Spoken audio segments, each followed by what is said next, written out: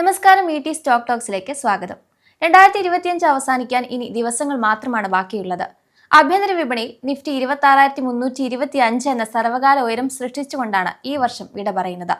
ഇനി വരുന്ന 7 സെഷനുകൾ കൊണ്ട് ഈ റെക്കോർഡ് ബ്രേക്ക് ചെയ്യുമോ എന്നത് നമുക്കറിയില്ല. 2026-ൽ പല പ്രതീക്ഷകളും അനലിസ്റ്റുകൾ പങ്കുവെക്കുന്നുണ്ട്. എങ്കിലും പല റിസ്കുകളും ചൂണ്ടിക്കാണിക്കുന്നു.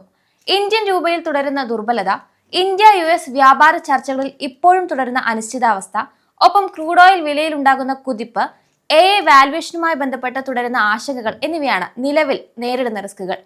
ഈ റിസ്കുകൾ നിലനിൽക്കുന്നിടത്തോളം ഒരു കറക്ഷൻ വിപണിയിൽ അനലിസ്റ്റുകൾ പ്രതീക്ഷിക്കുന്നുണ്ട്. സൂചികയിൽ 10% ഇടിയാനുള്ള സാധ്യതയാണ് അടുത്ത വർഷത്തിൽ വിലയിരുത്തുന്നത്. അതേസമയം നിഫ്റ്റി 29,000, 32,000 എന്ന റേഞ്ചിലേക്ക് എത്തിപ്പെടുമെന്ന അനുമാനങ്ങളും മറുഭാഗത്തുണ്ട്. നമുക്ക് റിസ്കുകൾ കണക്കിലെടുത്തുകൊണ്ട് അടുത്ത വർഷം ഏത് രീതിയിൽ വിപണിയിൽ സമീപിക്കണമെന്നതാണ് നോക്കേണ്ടത്. സാധാരണ ഫണ്ടമെന്റലി ശക്തമായ ഓഹരികൾ നോക്കുന്ന കൂട്ടത്തിൽ പല നിക്ഷേപകരും ശ്രദ്ധിക്കുന്ന ഒരു ഘടകം ഡിവിഡൻഡ് ആണ്. ഓഹരിയുടെ വിലയിൽ നിന്ന് ലഭിക്കുന്ന നേട്ടത്തെക്കാൾ ഇത്തരം ഡിവിഡൻഡ് ഓഹരികൾ ലാഭത്തിന്റെ ഒരു ഭാഗം നമുക്ക് കൃത്യമായി നൽകാറുണ്ട്.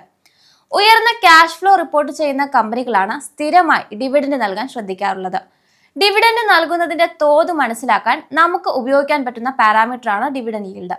ഉയർന്ന ഡിവിഡൻഡ് ഈൽഡ് എന്നാൽ ഉയർന്ന ലാഭവിഹിതം നൽകുന്നു എന്നാണ് അർത്ഥമാക്കുന്നത്. അത്തരത്തിൽ ഉയർന്ന ഡിവിഡൻഡ് നൽകുന്ന കുറച്ച് ഓഹരികളെ പരിചയപ്പെടാം. ആദ്യത്തെ ഓഹരി കോൾ ഇന്ത്യയാണ്. ഇന്ത്യയിലെ തന്നെ ഏറ്റവും ഉയർന്ന ഡിവിഡൻഡ് നൽകുന്ന ഓഹരികളിൽ മുൻനിരയിലാണ് ഓഹരിയുള്ളത്. നിലവിൽ 7 മുതൽ 8% ഡിവിഡൻഡ് ഈൽഡാണ് കമ്പനിക്കുള്ളത്. അതായത് 100 രൂപ ലാഭം ഉണ്ടാകുമ്പോൾ അതിൽ 8 രൂപ വരെ ലാഭം ഡിവിഡൻഡായി നൽകാൻ കമ്പനിക്ക് സാധിക്കുന്നു എന്ന് സാരം. കഴിഞ്ഞ സാമ്പത്തിക വർഷം കമ്പനി 23 രൂപയുടെ ലാഭവിഹിതമാണ് നൽകിയത്. ഈ വർഷം 20% പോസിറ്റീവ് റിട്ടേണും ഓഹരി നൽകിയിട്ടുണ്ട്. ONGC ആണ് മറ്റൊരു ഓഹരി. കഴിഞ്ഞ സാമ്പത്തിക വർഷം ONGC ഓഹരി ഒന്നിന് 14 രൂപയാണ് ഡിവിഡൻഡായി നൽകിയത്. ഡിവിഡൻഡ് ഈൽഡ് 5 മുതൽ 6% നിലവാരത്തിലാണ് തുടരുന്നത്. ഓയിൽ ആൻഡ് ഗ്യാസ് സെക്ടർ സാധ്യതയുള്ള മേഖലയായതിനാൽ ഇതിൽ വർധന ഉണ്ടാകുമെന്ന് തന്നെയാണ് കരുതുന്നത്. BPCL ലിസ്റ്റിൽ ഉൾപ്പെടുന്നുണ്ട്. 6% ഡിവിഡൻഡ് ഈൽഡാണ് ഓഹരിക്കുള്ളത്. കഴിഞ്ഞ സാമ്പത്തിക വർഷത്തിൽ ഓഹരി ഒന്നിന് 21 രൂപ നിരക്കിലാണ് ലാഭവിഹിതമായി കമ്പനി നൽകിയത്. REC ലിമിറ്റഡും 6% ഡിവിഡൻഡ് നൽകിയിട്ടുള്ള കമ്പനിയാണ്. കഴിഞ്ഞ 12 മാസ കാലയളവിൽ 19 രൂപയുടെ ഡിവിഡൻഡാണ് കമ്പനി നൽകിയത്. പവർ ഫിനാൻസ് കോർപ്പറേഷൻ ഓഹരിയുടെ dividend yield 5%. GAIL, NMDC, shipping corporation of India, NMDC, national aluminium corporation എന്നീ ഓഹരികൾക്കും 4% ഡിവിഡൻഡ് ഈൽഡ് ഉറപ്പ് വരുത്താൻ സാധിച്ചിട്ടുണ്ട്. ഇന്ത്യയുടെ ഏറ്റവും വലിയ പവർ പ്രൊഡ്യൂസിംഗ് കമ്പനി NTPCയും നിക്ഷേപകർക്ക് ഉയർന്ന ഡിവിഡൻഡ് നൽകിയിട്ടുണ്ട്. കഴിഞ്ഞ വർഷം 4% ഡിവിഡൻഡ് ഈൽഡാണ് റിപ്പോർട്ട് ചെയ്തിരിക്കുന്നത്. പവർ ഗ്രിഡും കഴിഞ്ഞ സാമ്പത്തിക വർഷം ഓഹരി ഒന്നിന് 10 രൂപ നിരക്കിൽ ഡിവിഡൻഡ് നൽകിയിട്ടുണ്ട്. 5% ഡിവിഡൻഡ് ഈൽഡാണ് കമ്പനിക്കുള്ളത്. FMCG സെക്ടറിൽ ഏറ്റവും വലിയ കമ്പനിയായ ITCയും ഓഹരി ഒന്നിന് 16 രൂപ വെച്ച് കഴിഞ്ഞ സാമ്പത്തിക വർഷം ഡിവിഡൻഡ് നൽകിയിട്ടുണ്ട്.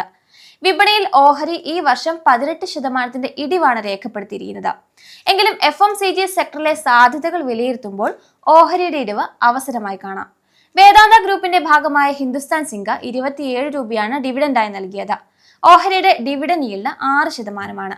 Dividend pay out 119%. ഇതിനർത്ഥം കമ്പനി 100 രൂപ പ്രോഫിറ്റ് ഉണ്ടാക്കുമ്പോൾ ഇതിൽ 119 രൂപ ഡിവിഡൻഡായി വിതരണം ചെയ്യുന്നു എന്നാണ്. വിപണിയിൽ കറക്ഷൻ നടന്നാലും നമ്മുടെ പോർട്ട്ഫോളിയോയിൽ അധികം ക്ഷീണമേൽപ്പിക്കാതെ താങ്ങി നിർത്താൻ ഇത്തരം ഓഹരികൾ സഹായിച്ചേക്കാം. നിലവിൽ സൂചിപ്പിച്ച വിവരങ്ങൾ ഒരിക്കലും ഓഹരി വാങ്ങുന്നതിനുള്ള നിർദ്ദേശമല്ല. നിങ്ങൾ ഓഹരികൾ വാങ്ങാൻ തീരുമാനിക്കുന്നുണ്ടെങ്കിൽ സെബി രജിസ്റ്റേർഡ് അനലിസ്റ്റുകളുടെ നിർദ്ദേശം സ്വീകരിക്കേണ്ടതാണ്.